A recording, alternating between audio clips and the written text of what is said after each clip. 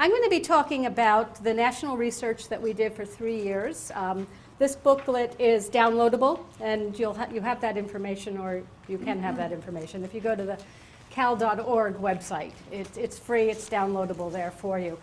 We did this national study from 2008 to 2011. And it was the second national study we had done. We had done one also from 96 to 2000, so about 10 years later, looking at some of the things that changed. And one of the big things, obviously, that changed was NCLB. So in between those two studies, we saw how things shifted with serving the newcomer students. And I'll talk a little bit about that as I go through some of the details. We were funded by the Carnegie Corporation of New York, which I thought was really terrific, that a foundation would take that on and really care about these students who are, in many ways, just at one end of the ESL spectrum, right? We've got these newcomers, but then we have all the big bulk of our students who are in our English language development programs. And then we, of course, at the other end, we have our long-term English learners who just can't seem to get over that last hump. But Carnegie was very interested in not only the programs and whether or not they had some evidence of success and what they looked like, but also what kinds of supports were being offered to these students, both whether they were being guided as they moved through school or as they made transitions out from the newcomer program itself into an ESL or a bilingual, more established program in the school, what kind of transitions there were for the students who were leaving high school. And how could they be supported?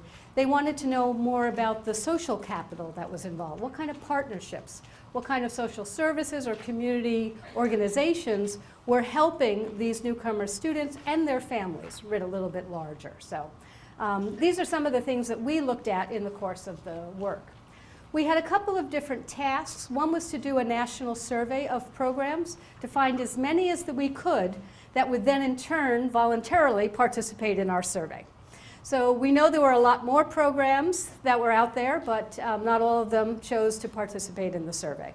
But I do feel we had a good representation of this group, especially compared to what we had had the 10 years prior in the other survey. We created an online searchable database, which is still up at the Center for Applied Linguistics website, where you could go on, you want to see, what are the sites that had middle school newcomer programs, and then pull up profiles of those different sites.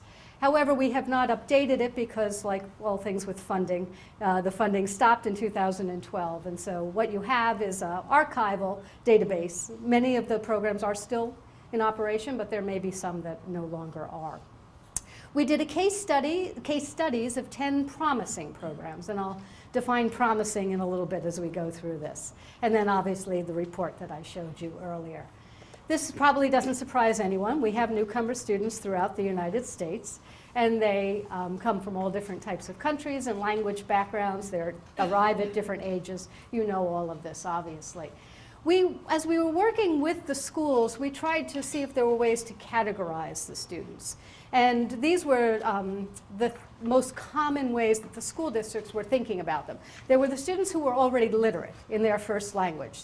These were literate newcomers, and the programs could be modified in a different way for them than for the second group, which were the SIFE newcomers, who had the interrupted education, limited education. Many of them were the refugee students as well. And then we had the late entrant newcomers. And these were students who arrived, say, in the second, third, fourth quarter of the school year. And in some cases, they were just developing programs specifically for those because they weren't ready to go right into where school was at that point. So if they arrived, say, in February, they weren't going to put them into the ESL 1 class because that class had moved so far beyond where they were starting. This was a way that we looked at it as well in terms of their literacy in the first language, which we know from research is really very valuable in developing literacy in English. And we also looked at whether they had full schooling or partial schooling. So students who were literate in their first language, that didn't mean that they were on grade level in terms of their educational background. They may have gone through elementary school, so they knew how to read and write in Spanish or Somali, something like that, but they hadn't gone to middle school or high school, and they're arriving at age 16. So they've had partial schooling rather than full schooling. And we also looked at their content knowledge, and as you can see, if they had the full schooling, then they were on grade level for the most part, and the others were not. And what we heard from the different districts was sort of how their English language development went. And I think all of you who have been in the field for, I don't know, the combined years of experience in this room has to be in the thousands, right? That, you know, if they were literate in their first language and on grade level, they were going to learn English faster. And that's okay. It's something to be aware of if you're the teacher or you're the administrator of a program.